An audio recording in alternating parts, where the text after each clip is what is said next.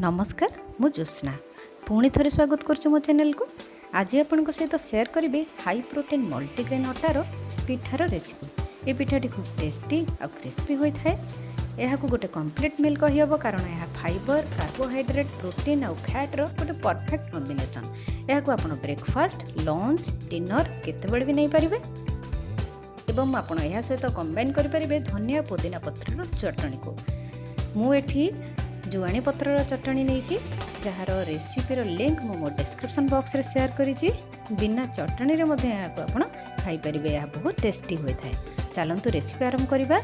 से 45 ग्राम मल्टीग्रेन अटा, गोटे बड़ कैप्सिकम 4 भाग भागे 20 ग्राम कैप्सिकम, गोटे छोट पियाज 30 ग्राम पियाज, गोटे छोट टमाटो 30 ग्राम टमाटो, गोटे गाजर अधा 30 ग्राम गाजर, 50 ग्राम पनीर, गोटे मिक्सिंग बाउल नियंतु से ऐड करंतु 45 ग्राम अटा।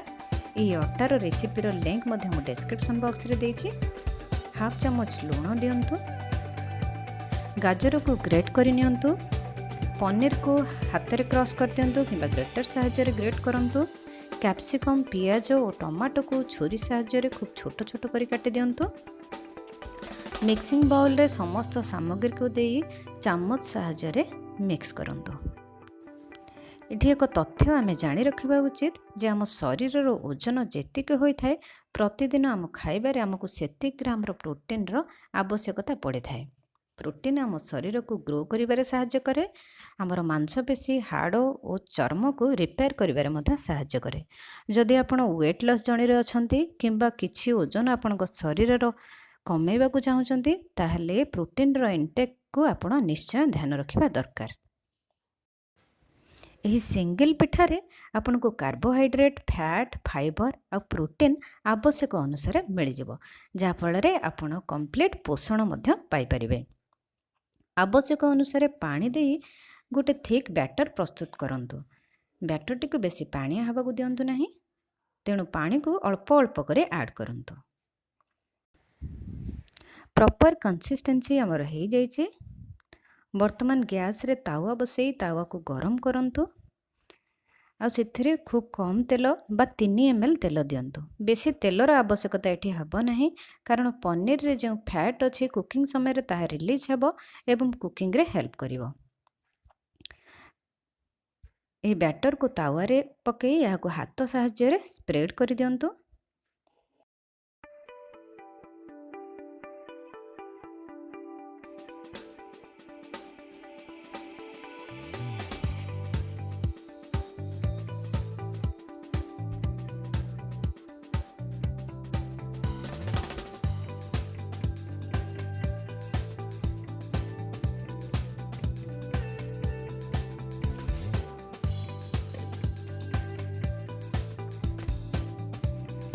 लीड क्लोज करी पिठाटी को लो फ्लेम रे 4 ରୁ 5 मिनिट जाए कुक हेबा को दियंतु। 5 मिनिट हो गला परे पिठाटी को फ्लिप करंतु एवं लो फ्लेम रे 3 ରୁ 4 मिनिट आउ थरे कुक हेबा को दियंतु।